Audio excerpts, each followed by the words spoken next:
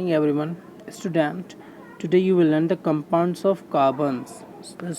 Compounds of carbon. Now, अब student सबसे पहले ये आता है कि जो कार्बन कंपाउंड होते हैं वो कितने टाइप्स के होते हैं। तो कार्बन कंपाउंड जो होते हैं बेटा वो होते हैं 2 टाइप्स के। कौन कौन से होते हैं? ये होते हैं, नंबर 1 जो होता है वो होता है ऑर्गेनिक। क्या बोलते हैं? Organic. Organic carbon compound.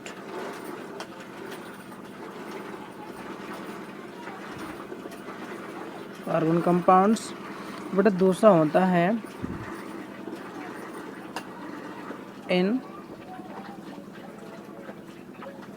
Inorganic carbon compound. तो स्टूडेंट सबसे पहले क्वेश्चन ये यहाँ से अराइज होता है कि ऑर्गेनिक कार्बन कंपाउंड्स क्या होते हैं और इनऑर्गेनिक कार्बन कंपाउंड्स क्या होते हैं। तो स्टूडेंट हमेशा ध्यान रखेंगे कि जो कह सकते हैं द कंपाउंड्स विच हैव, उनके पास क्या क्या, एक तो कार्बन एटम्स होता है,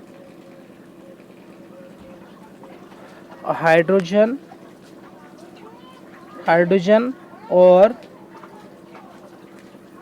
ऑक्सीजन, ये तीनों चीज़ें ज़रूर होती हैं। मीन्स जो ऑर्गेनिक कार्बन कंपाउंड्स होगा उसमें कार्बन, हाइड्रोजन, ऑक्सीजन, या फिर हम देखेंगे ये जो कार्बन और हाइड्रोजन के बीच में क्या होगा? बॉन्ड होगा। क्या होगा? बॉन्ड होगा।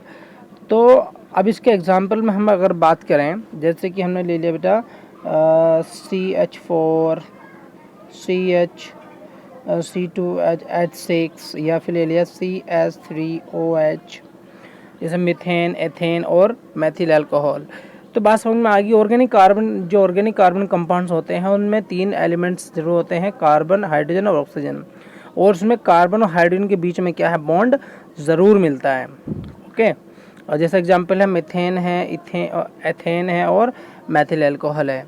अब स्टूडेंट यहाँ क्या है? इनऑर्गेनिक कंपाउंड है। मीन्स इनमें क्या है? ये तो कंपाउंड एक बार मिल सकते हैं। इसमें क्या है? कार्बन और हाइड्रोजन के बीच का जो बॉन्ड है, वो कार्बन और हाइड्रोजन के बीच में बॉन्ड नहीं मिलता है, तो इन्हें इनऑर्गेनिक कार्बन कंपाउंड्स कहते हैं। मीन्स कह सकते हैं कि बाद में ऑर्गेनिक कंपाउंड्स उन्हें बोलते हैं जिनमें कार्बन की जो क्वांटिटी ही प्रेजेंट होती है, उन्हें ऑर्गेनिक कंपाउंड्स और ऑर्गेनिक कार्बन कंपाउंड्स बोलते हैं। और इनऑर्गेनिक कार्बन कंपाउंड्स उन्हें बोलते हैं जिनमें कार्बन की प्रेजेंस नहीं होती है। मीन्स ये चीज़ हमें उसमें नहीं मिलती है।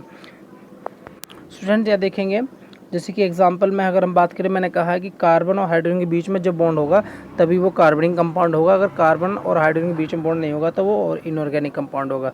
जैसे कि हमने एग्जांपल लिया बेटा CO2। क्या लिया? CO2 means carbon dioxide. ठीक, एक लिया हमने बेटा CO जो बोलते कार्बन मोनोऑक्साइड। तो दोनों क्या है? आप देख रहे हैं H नहीं है, तो क्या है? दोनों में क्या है? ये इनऑर्गेनिक कंपाउंड है, ये ऑर्गेनिक कंपाउंड है। बात समझ में आ गई। अब बेटा बात करेंगे हम ऑर्गेनिक कंपाउंड्स की। ये ऑर्गेनिक जो कंपाउंड्स होते हैं बेटा, ये भी 2 टाइप्स होते हैं। तो ये होते हैं बेटा, तो स्टूडेंट ये भी 2 टाइप्स होते हैं ऑर्गेनिक कार्बन कंपाउंड्स, एलिफेटिक और साइक्लिक। तो एलिफेटिक जो होते हैं बेटा, इन्हें और, या तो और में इसका नाम जो हो जाएगा वो हो जाएगा ओपन चैन हाइड्रोकार्बन। क्या हो जाएगा? ओपन चैन हाइड्रोकार्बन।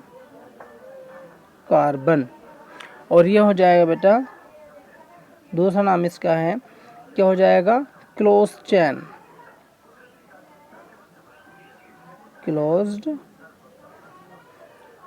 ये क्लोज्ड चैन कह सकते हैं, क्लोज्ड चैन हाइड्रोकार्बन।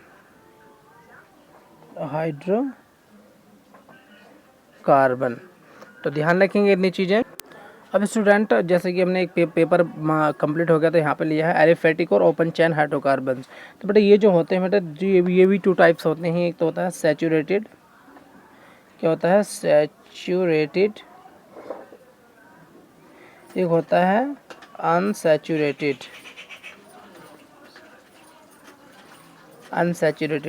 बेटा सैचुरेटेड में जो आते हैं, सैचुरेटेड में केवल बेटा एक चीज़ आते हैं एल्केन्स, और अनसैचुरेटेड में जो आते हैं एल्कीन्स आता है, और बेटा एक चीज़ आता है एल्काइंस भी आता है। क्या आता है? एल्काइंस। तो एल्कीन्स के एग्जांपल होगी जैसे कि CH4, मेथेन हो गया, C2H6 एथेन हो गया।